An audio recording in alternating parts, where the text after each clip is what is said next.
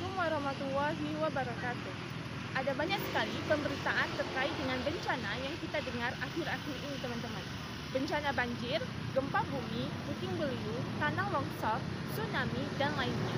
Bencana-bencana itu tidak hanya mengakibatkan rusaknya pemukiman warga, kehilangan rumah dan harta benda, tetapi juga mengakibatkan hilangnya jiwa manusia. Terkait dengan fenomena bencana yang terjadi ini, teman-teman, komentar masyarakat sangatlah beragam. Ada yang menganggap bahwa bencana itu menunjukkan kutukan Tuhan telah berlaku, sebab dia sedang murka karena perbuatan dosa. Ada pula yang memandangnya bahwa Tuhan sedang menguji kesabaran manusia, sehingga ketika manusia itu lolos dari ujian yang diberikan olehnya, maka ia akan meraih derajat yang lebih tinggi di sisinya.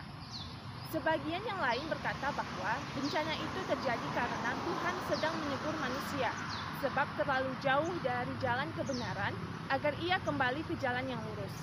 Ada lagi yang menganggap bahwa bencana itu muncul karena masyarakat banyak melakukan bid'ah dengan melakukan sesajian dan sebagainya.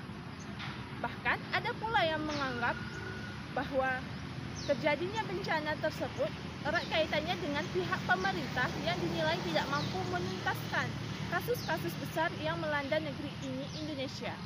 Dengan kata lain, pandangan masyarakat sangatlah beragam, mulai dari yang terkesan sinis, blaming the victim, pesimis, hingga yang syarat dengan muatan politis.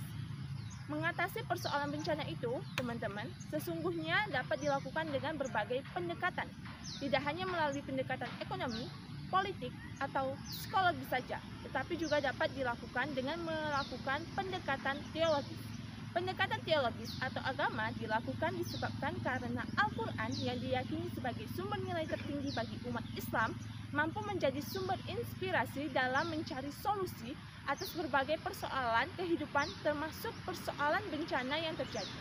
Oleh karena itu, teman-teman, Bapak Abdul Mustaqim dalam tulisannya yang berjudul Teologi Bencana dalam Perspektif Al-Quran merasa bahwa perlu dan penting untuk melakukan pendekatan teologi dalam menghadapi persoalan bencana yang terjadi, disebabkan tidak semua persepsi masyarakat dapat dibenarkan secara teologi menurut pandangan Al-Quran. Menurut pandangan beliau, tidak sedikit ayat-ayat Al-Quran yang justru menyatakan bahwa bencana menjadi bahan introspeksi diri bagi umat manusia. Berangkat dari kepentingan ini, teman-teman, maka melalui tulisannya kali ini, beliau ingin mencari dan menemukan rumusan teologi bencana yang lebih arif dan konstruktif terkait hakikat bencana, sehingga hal ini dapat menjadi salah satu prasyarat bagi manusia untuk bangkit kembali setelah bencana terjadi. Dalam tulisan ini, beliau akan menjawab beberapa hal seperti yang pertama, term-term apa saja yang dipakai oleh Al-Quran untuk menyebut bencana. Yang kedua, bagaimana sebenarnya pandangan ontologi Al-Quran terhadap bencana. Mengapa bencana itu bisa terjadi? Apa faktor penyebab terjadinya bencana menurut perspektif Al-Quran? Dan apa pesan moral di balik terjadinya bencana, serta tindakan apa saja yang perlu dilakukan manusia untuk menghadapi terjadinya bencana tersebut. Dalam tulisannya ini, teman-teman, beliau menggunakan teori teologi antroposentris fungsional, yakni teologi sebagai kekuatan iman yang sejalan dengan visi sosial emansipatoris. Teologi ini berangkat dari kebutuhan kini, dari realitas kini, dan tantangan-tantangan yang dirasakan manusia di era sekarang, bukan dulu ataupun nanti. Ruang lingkup teologi ini tidak hanya pada persoalan keimanan dalam arti sempit, teman-teman, tetapi lebih kepada persoalan kemanusiaan yang dihadapi masyarakat kontemporer, termasuk di dalamnya persoalan bencana. Dengan kata lain, teman-teman, teologi antroposentris fungsional adalah teologi yang ilmiah dan secara fungsional mampu menuntun dan membangkitkan masyarakat dalam mengarungi kehidupannya. Selain itu, teman-teman, tulisan beliau juga menggunakan metode tafsir tematik kontekstual dengan pendekatan hermeneutik. Terkait dengan term-term bencana dalam Al-Quran, teman-teman, beliau menjelaskan bahwa term bencana dalam bahasa Inggris diterjemahkan dengan disaster, yang menurut kamus Cambridge Dictionary diartikan sebagai suatu peristiwa yang mengakibatkan kerugian besar atau kematian. Sementara itu, menurut Kamus Besar Bahasa Indonesia (KBBI), term bencana berarti sesuatu yang menyebabkan atau menimbulkan kerusakan, kerugian, atau penderitaan, kecelakaan, bahaya. Term bencana ini semakna dengan kata musibah yang diartikan sebagai kejadian atau peristiwa menyedihkan yang menimpa. Lebih lanjut, beliau menjelaskan bahwa di dalam Al-Quran banyak ditemukan ayat-ayat yang terkait dengan berbagai peristiwa bencana yang pernah menimpa baik umat-umat terdahulu maupun umat Nabi Muhammad SAW. Umumnya bencana itu ditimpakan kepada orang kafir yang melakukan pelanggaran seperti mendustakan para rasul dan kufur terhadap ayat-ayat Tuhan. Di antara bencana yang dimaksud adalah yang pertama, bencana banjir yang menimpa kaum Nabi Nuh. Yang kedua, bencana hujan batu seperti yang menimpa kaum Nabi Lut. Yang ketiga, bencana gempa bumi yang pernah terjadi pada umat Nabi Musa. Dan yang keempat, bencana angin topan yang menimpa orang kafir pada waktu perang Khandaq. Sedangkan term yang lazim dipakai untuk menyebut bencana setidaknya ada 3 term pokok, dengan masing-masing term memiliki aksentuasi makna yang berbeda, yaitu yang pertama, al-bala, yang kedua, musibah, yang ketiga, fitnah. Mengenai pandangan ontologis Al-Quran tentang bencana, teman-teman, beliau menjelaskan bahwa secara ontologis Al-Quran memandang bahwa bencana merupakan bagian dari sunnah kehidupan. Dengan kata lain, sebenarnya bencana itu menjadi desain Allah Subhanahu wa Ta'ala di Lauh Mahfuz, dan bencana tidak mungkin terjadi tanpa atas izin darinya. Namun, dalam hal ini tidak berarti manusia lalu boleh menyalahkan Allah Subhanahu wa Ta'ala. Manusia tidak boleh mengkambing hitamkan Allah Subhanahu wa Ta'ala, sebab semua perbuatannya adalah baik. Sementara aktualisasi terjadinya bencana yang dalam konteks teguran atau siksaan lebih disebabkan oleh perilaku manusia yang kufur terhadapnya atau menentang sunnatullah.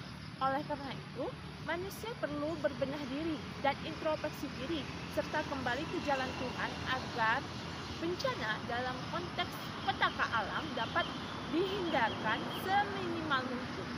Lalu, terkait dengan faktor penyebab bencana, teman-teman, beliau menjelaskan bahwa berbagai penyebab terjadinya bencana antara lain, yang pertama, sikap tadzkib atau mendustakan ayat-ayat Tuhan dan ajaran para rasul. Yang kedua, sikap zalim, yakni menganiaya diri sendiri. Yang ketiga, sikap israf, berlebih-lebihan dalam berbuat maksiat dan juga berlebih-lebihan dalam mengeksploitasi alam. Dan yang keempat, sikap jahil atau berlaku bodoh, termasuk ketika manusia mengetahui suatu kebenaran tetapi tetap melanggarnya, maka itu termasuk perbuatan jahil. Kebodohan dalam mengelola alam dengan berbuat kerusakan di muka bumi juga dapat mengundang bencana. Dan yang terakhir, sikap takabur atau sombong dan kufur nikmat. Untuk itu diperlukan sikap arif dalam menghadapi bencana, antara lain dilakukan dengan cara bersabar, optimis, tidak berputus asa dari rahmat Tuhan, dan introspeksi diri. Terakhir, mengenai pesan moral di balik bencana, teman-teman, beliau menjelaskan bahwa berbagai bencana yang menimpa manusia sesungguhnya mengandung pesan moral, antara lain yang pertama, sebagai tanda peringatan dari Allah Subhanahu wa Ta'ala. Bukankah kita manusia seringkali lengah dan lupa? Maka melalui bencana sebenarnya kita manusia diingatkan agar kembali ke jalan yang lurus. Yang kedua, sebagai bahan evaluasi diri atau muhasabah, atau bahasa lainnya introspeksi diri. Dan yang ketiga, bencana mengandung pesan bahwa tanda kekuasaan Allah Subhanahu wa Ta'ala. sangatlah luar biasa. Sehingga kita manusia tidak boleh bersikap sombong dan tongah atas segala kenikmatan yang telah dicapai dalam kehidupan dunia ini. Seharusnya kita manusia semakin tunduk dan tawadhu di hadapan Allah Subhanahu wa taala dan semakin pandai bersyukur atas segala fasilitas di dunia ini yang disediakan olehnya. Kita pantas untuk selalu bersyukur. Namun seringkali ketika kita manusia telah sukses, kita cenderung sombong. Allah Subhanahu wa taala tidak ingin jika baju kesombongan yang diambil oleh manusia, makhluk ciptaan. Sehingga bagi orang yang beriman, bencana dapat dimaknai sebagai pesan bahwa kekuasaan Allah Subhanahu wa taala sangatlah hebat. Dunia ini benar-benar dalam genggamannya. Setelah mengetahui teologi bencana yang merupakan suatu konsep tentang bencana dengan berbagai kompleksitasnya yang didasarkan pada pandangan Al-Quran, melalui tulisan ini kita diharapkan mampu lebih bersikap bijaksana dalam menghadapi fenomena bencana yang terjadi. Wallahu a'lam bishawab. Sekian dari pemaparan saya hari ini, Anissa, Program Studi Ilmu Al-Quran dan Tafsir, Fakultas Usuluddin Adab dan Dakwah, Institut Agama Islam Negeri Laksa. Semoga pengetahuan yang telah kita ketahui dapat menjadi keberkahan bagi kita semua. Wassalamualaikum warahmatullahi wabarakatuh.